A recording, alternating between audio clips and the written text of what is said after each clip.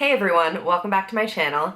Thank you for watching. So today is going to be a tutorial on the Too Faced, it says Bestie Ever, but it's the Lady Boss Beauty Agenda kit from Sephora. It comes in this thing. I have a review on this kit, which I am linking down below. I decided to make this a Christmas themed look, playing off of green and red tones. Even if you don't celebrate Christmas, I think this is a beautiful look for this time of year with the jewel tones. I love jewel tones year round, but anyway, it would be definitely a fun time to try a look like this. This look will look good on everybody. It will look good no matter what your skin tone, no matter what your eye shape. So without any further ado, if you'd like to see how to get this look, then please keep on watching. Be nice if I had a clean brush to work with. So annoying. See, the thing that I don't love about these kinds of palettes is that I'm overwhelmed. But you know, I'm just gonna go with it and see what happens. I'm just gonna use Marshmallowed or Snow Day, I guess. It doesn't really matter. Really lightly as like a base shadow.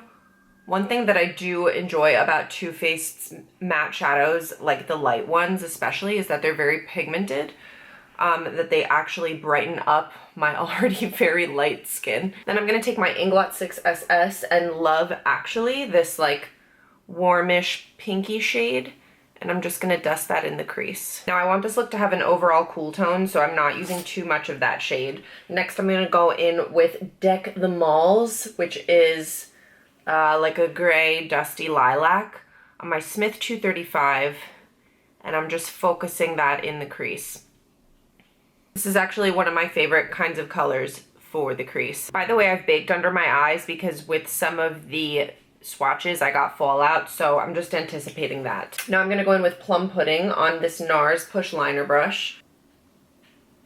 And I'm gonna put that along the lower lash line. This is looking like it's gonna be a warm or like plummy look rather, but that's actually not what I'm going for. You're gonna see. Now I'm gonna take Pine Cone, which is kind of in the same color family, but deep and matte. And I'm gonna focus that really close to the lash line, just on the outer 2/3. Now with my Real Techniques Defined Crease, I'm gonna jump back into Plum Pudding and smoke that out. And I'm just going back and forth between Pine Cone and Plum Pudding to build up that intensity. Now on this Real Techniques accent brush, I'm taking Sleigh Bells, and I'm putting that on the inner half of the bottom lash line. Now I'm gonna spritz my Smith 253 brush with Mario Badescu Rose Water, but you can spritz it with whatever facial spray you have, and I'm gonna take Trimmed, this really beautiful deep green shade.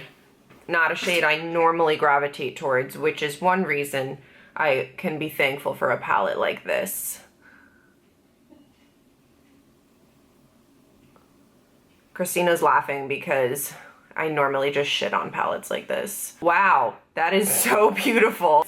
Oh, don't worry, like there are still aspects of the palette I can dump on. But you know, I give an honest review, and I allow myself to enjoy things from time to time. I'm not just a bitter old lady. Okay, but now how am I gonna blend that? See, I never do my makeup like this. I'm just like not fit for social media. Looks like I got fallout where I didn't even bother to bake, so that's great. So now I'm taking this Inglot 10S and the shade Jolly. This shade is really dry. I don't know how smart of me it is to want to blend with a shade as unblendable as this, but we're gonna make it work. So I'm starting off on the outer corner, and then I'm just kind of dragging it in just to create a little blend. Now when I do a smoky eye like this, I like for when my eye to be open for you to be able to see just a little bit of the dark color above my crease. So now I'm going back in with Deck the Malls, that lilac shade, and this blending brush just to blend. Okay, this is actually blending kind of well. I'm not mad. Can you shut up, Christina? You are mad though. I am mad. I'm mad that I like this palette. So I lost a little bit of dimension on the lid. Like, see how this eye, because I haven't blended yet, still looks metallic and amazing. This one, wah, wah. So now that I've blended everything out, I'm just reapplying a little bit of that green on a damp brush. Okay, now I'm gonna take this black tie color. They called it black tie because they didn't want to call it black because it's not actually dark enough to be called black. So I'm just putting this on the outer corner a little bit. See how that's barely even deepening it up? Who is texting me? It's Jessie Alvaro. I love her. So I'm gonna do the obvious thing and I'm gonna take a halo and put that in my inner corner. I mean, maybe if you're not like a makeup fanatic or makeup artist, it's not obvious at all and you're actually learning something. This color swatch is really pretty, but on the eyes it looks kind of like a letdown. I'm gonna take glittered because glitter is now a verb. Thanks, Too Faced, for just creating your own happy world that we live in now, where glitter is a verb. And I'm just putting that on the inner corner on top of halo. I'm just gonna take a little bit more of trimmed and just add that back in over here. I'm gonna take this like oxblood colored eyeliner that I have by NYX in the color Oxblood, and I'm gonna put this in my waterline. Now I'm taking my Marc Jacobs fine liner in Blacker, and I'm just gonna put this on top of the lash line. I'm really unhappy with how the bottom lash line looks. I want it to really pop, so I'm gonna try spritzing my liner brush and going back into Plum Pudding and seeing if I can build that up and make it pop more.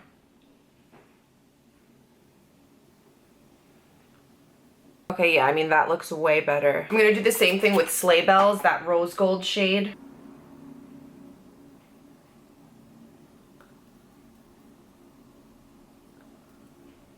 Okay, so I'm gonna go ahead and apply lashes and mascara off camera. I'm gonna apply the Ardell Studio Effects Wispies, and I'll be right back. Okay, and this is the finished eye look. Now let's move on to the rest of the face. So I'm gonna start off with the Chocolate Soleil bronzer, which is giving me a ton of fallout.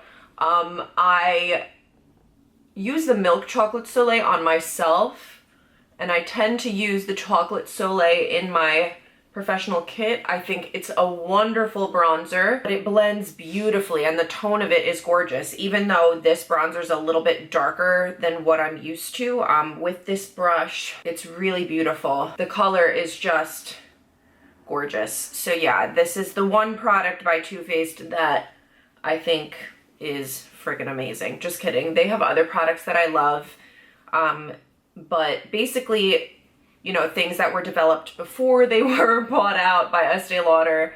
Yeah, that's all I have to say. If you've never tried this bronzer, it smells like chocolate, which is really like pleasant actually, but if you have really sensitive skin, it might not be the greatest thing. I'm gonna just wipe off my brush a little bit on a dry towel, and I'm going to try this blush.